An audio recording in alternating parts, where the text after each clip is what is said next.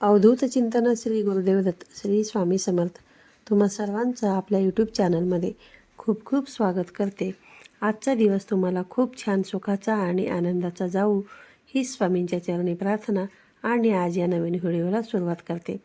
बघा, उद्या आहे 26 सप्टेंबर 2024. वार आहे गुरुवार आणि या दिवशी आलेला आहे गुरुपुष्यामृत योग. बघा, जेव्हा पुष्य नक्षत्र हे गुरुवारी येते तेव्हा गुरुपुष्यामृत योग हा तयार होतो. हा अतिशय दुर्मिळ योग आहे. बघा, वर्षातून 1 किंवा 2 वेळेसच हा योग तयार होत असतो. असे म्हटले जाते की या गुरुपुष्यामृत योगावरती साक्षात माता लक्ष्मीचा जन्म झाला होता आणि म्हणून सर्व देवी देवता या नक्षत्राची पूजा करत असतात.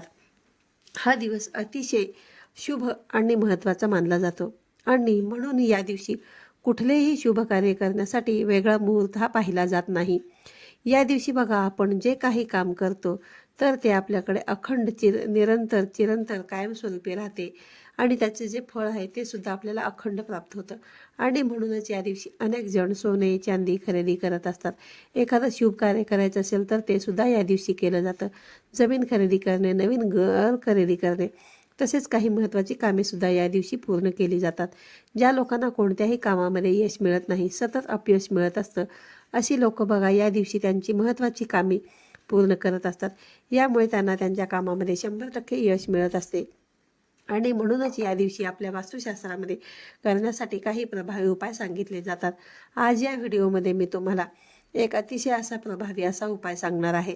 बघा, उद्या पितृपक्षातील गुरुपुष्यामृत योगावरती गायीला तुम्हाला अशी एक वस्तू खावायला घालायची आहे. बघा, ही वस्तू खाऊ घातल्याने तुमचे जे काही ग्रहदोष असतील, पितृदोष असतील, वास्तुदोष असतील, शत्रुबाधा असेल, सर्व नष्ट होऊन कितीही कठीणातील कठीण इच्छा ही फक्त तुमची 24 तासामध्येच पूर्ण होईल. गरिबी आणि दारिद्र्य हे संपूर्णपणे नष्ट होईल. असा हा एक उपाय आजच्या या व्हिडिओमध्ये मी तुम्हाला सांगणार आहे.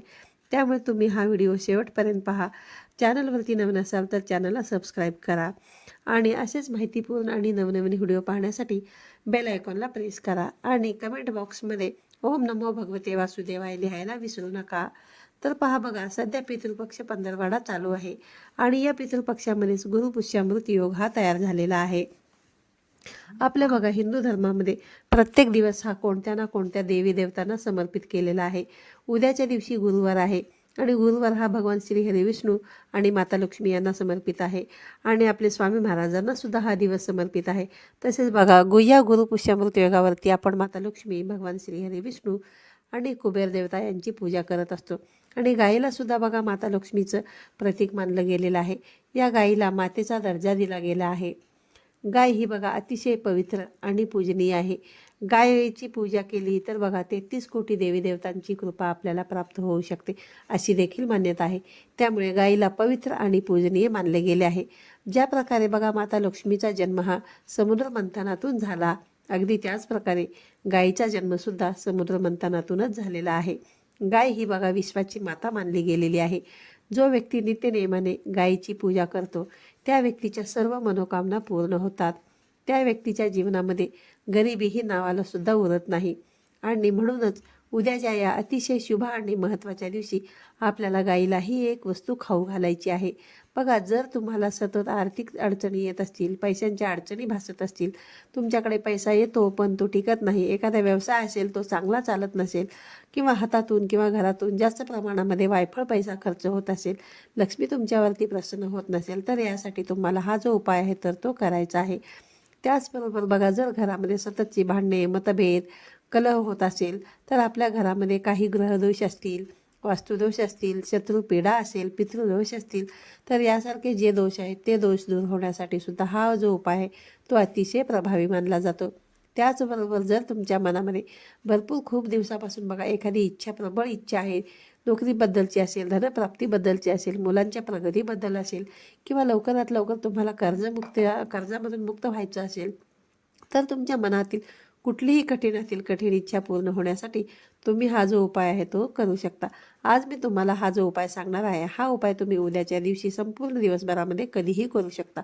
अगदी सकाळपासून ते रात्री 12 वाजेपर्यंत जेव्हा तुम्हाला शक्य होईल तेव्हा तुम्ही हा जो उपाय आहे तो तुम्ही करू शकता.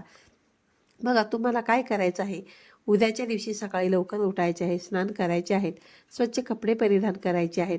यानंतर बघा, आपल्या देवघरातल्या देवी देवतांची आपल्याला नेहमीची आपली देवपूजा करून घ्यायची आहे. त्याचबरोबर भगवान श्री हरी विष्णू आणि माता लक्ष्मी यांचीही पूजा करून त्यांना फुले फळे नैवेद्य अर्पण करायचे आहे. आणि यानंतर तुम्हाला हा जो उपाय आहे तो करायचा आहे. तर बघा, तुम्हाला एका वाटीमध्ये थोडासा गूळ घ्यायचा आहे, एका तांब्यामध्ये तुम्हाला थोडंसं पाणी घ्यायचे आहे आणि सोबतच हळदी कुंकू घ्यायचं आहे. आणि यानंतर तुम्हाला या वस्तू घेऊन गाईजवळ जायचे आहेत. मग सर्वप्रथम गाईला तुम्हाला हळदी कुंकू लावायचा आहे, गाईच्या पायावरती तुम्हाला पाणी ओतायचं आहे आणि यानंतर हा जो गूळ आहे तर तो तुम्हाला गाईला खाऊ घालायचा आहे. तो बघा, हा जो गूळ आहे या गुळासोबत तुम्ही एखादी छोटीशी चपातीसुद्धा गाईला खाऊ घालू शकता, भाकरी खायला देऊ शकता.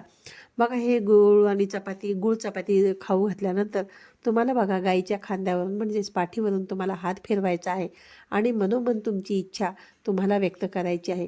बघा, जर तुम्हाला शक्य असेल तर तुम्ही या गाईला 11 प्रदक्षिणासुद्धा घालू शकतात.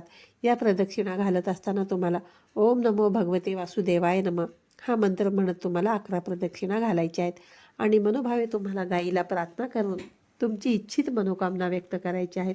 आणि त्यानंतर या गाईच्या पायाखालची तुम्हाला थोडीशी माती जी आहे तर ती उचलून आणायची आहे आणि बघा, ही माती तुम्हाला एका पुडीमध्ये बांधून ठेवायची आहे. तुमच्या घरामध्ये तुम्हाला एखाद्या कोपऱ्यामध्ये ठेवून द्यायची आहे.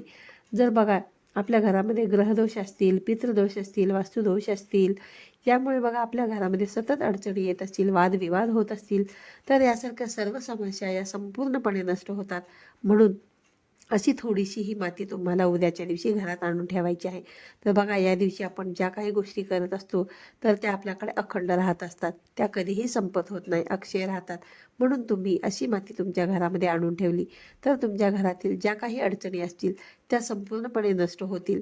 तसेच बघा, तुमचा एखादा छोटा मोठा व्यवसाय असेल, दुकान असेल, तर तिथेही सुद्धा तुम्हाला बघा माता लक्ष्मीची, पारद लक्ष्मीची मूर्ती ही स्थापन करायची असेल, यामुळे आर्थिक संकटसुद्धा दूर होतात. तसेच नोकरी व्यवसायामध्ये वृद्धी होते, प्रगती होते आणि बघा, नेहमी माता लक्ष्मीचा वास, आशीर्वाद आपल्यावरती राहत असतो. म्हणूनच बघा, जर तुमचं दुकान असेल तर तिथे सुद्धा तुम्ही नक्की अशी पारद लक्ष्मीची मूर्ती जी आहे तर ती तुम्ही स्थापित करू शकता. तुम्ही ही मूर्ती तुमच्या घरामध्ये सुद्धा स्थापित करू शकता. तसेच बघा, तुम्हाला या दिवशी कुठलेही सेवा किंवा उपाय करणे जर शक्य नसेल तर तुम्हाला एक मंत्र मी सांगत आहे. हा जो मंत्र आहे तो तुम्हाला तुमच्या घरामध्ये 108 वेळा म्हणायचा आहे. तर बघा, मंत्र असा आहे: ओम श्रीम ह्रीम दारिद्र्य विनाशे धनधान्य समृद्धी देही देही नमः. तर हा अतिशय प्रभावी असा मंत्र बघा तुम्हाला लक्ष्मीनारायण यांचा आहे. त्यामुळे महालक्ष्मी आपल्यावरती प्रसन्न होते आणि आर्थिक संबंधित तुमच्या ज्या काही समस्या असतील त्या दूर होतात. म्हणून तुम्ही या प्रभावी मंत्राचा जप अवश्य करा. त्यानंतर बघा, तुम्हाला या दिवशी कनकधारा स्तोत्राचे सुद्धा पठण करायचे आहे, लक्ष्मी स्तोत्राचे पठण करायचे आहे. हे पठण केल्याने बघा, वैभव आणि संपत्ती सर्व काही आपल्याला प्राप्त होत असते. तसेच बघा, सर्व शत्रूंचा सुद्धा नाश होतो. जर तुम्हाला एखाद्या व्यक्तीचा सतत त्रास होत असेल, मग ती व्यक्ती तुमच्या घरातली असेल किंवा बाहेरची असेल, त्या व्यक्तीचे तुम्हाला नाव माहिती नसेल तर उद्याच्या दिवशी तुम्ही कनकधारा स्तोत्र आणि माता लक्ष्मीचे स्तोत्राचे पठणसुद्धा तुम्ही नक्की करून तुमच्या शत्रूपासून तुम्ही बघा दूर होण्यासाठी मनोभावे माता लक्ष्मीला प्रार्थना करायची आहे. तुमच्या जीवनातील कितीही मोठा शत्रू असेल तर तो संपूर्णपणे नष्ट होईल. व्हिडिओ तुम्हाला आजचा आवडला असेल तर चॅनलला सबस्क्राईब करा आणि हा व्हिडिओ आपल्या जास्तीत जास्त मित्रपरिवारांसोबत शेअर करा. चला तर मग पुन्हा भेटूया अशाच एका नवीन आणि माहितीपूर्ण व्हिडिओमध्ये. तोपर्यंत सर्वांनी काळजी घ्या आणि सर्वांना श्री स्वामी समर्थ.